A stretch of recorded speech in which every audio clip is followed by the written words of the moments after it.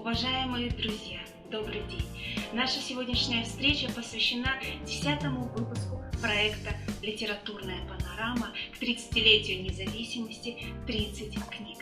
И сегодня с вами я, Таксамбаева Орумбала, заведующая отделом обслуживания Центральной районной библиотеки города Абай.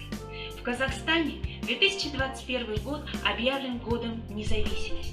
В связи с этим республиканская акция «Одна страна, одна книга» посвящена, конечно же, этой дате.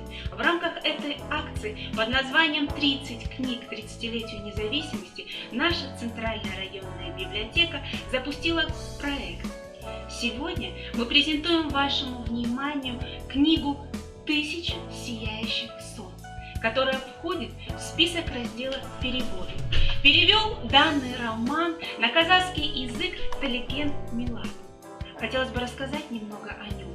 Он родился в 1983 году в Караколском районе Китая. Сам Таликен является поэтом, его часто публикуют в разных изданиях.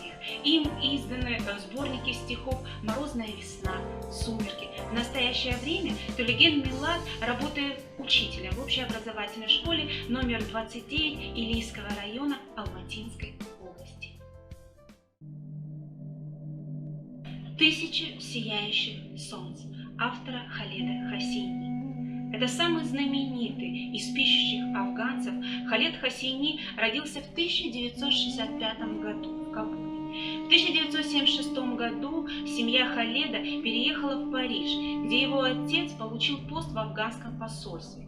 Они должны были вернуться уже на свою родину в 1980 году, однако именно в это время в стране случился переворот. Тогда семья Халеда получила политическое убежище в США. Это потрясающий роман о любви, о дружбе между людьми, о мужестве людей, поставленных в невыносимые условия жизни. Эта книга написана по реальным событиям. Война в Афганистане оставила глубокий след в мировой истории, и потому литература не могла обойти ее стороной.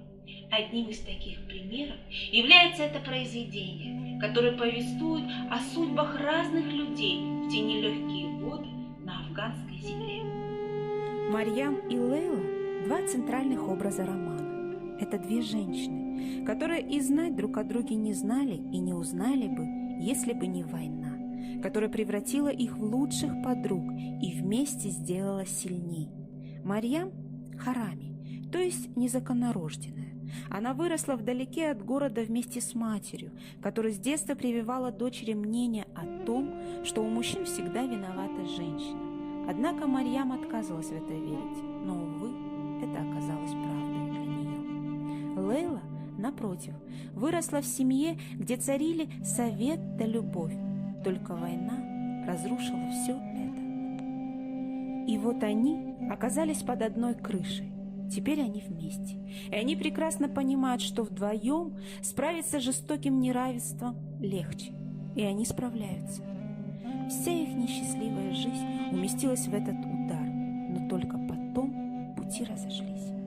1000 сияющих солнц, подобно 1000 сияющих улыбок, пусть даже не без грусти на лицах тех, кому пришлось пережить самое страшное, что могло породить человечество – войну, который пытает и мучает тебя, но заставляет жить, давая надежды на лучшее будущее. Единственное, что остается – верить и ждать. Друзья, именно чтение воздействует на человека многообразно и активно и выполняет важную функцию в становлении и формировании личности человека. Рассматривая поддержку чтения как одну из приоритетных задач развития общества, в этом году объявленная акция призывает всех нас к чтению. Это произведение мы относим к темам доброты и гуманизма, которые очень важны для всего человечества и для каждого из нас. Уважаемые зрители, наше знакомство с книгами продолжится в следующем выпуске. До новых встреч!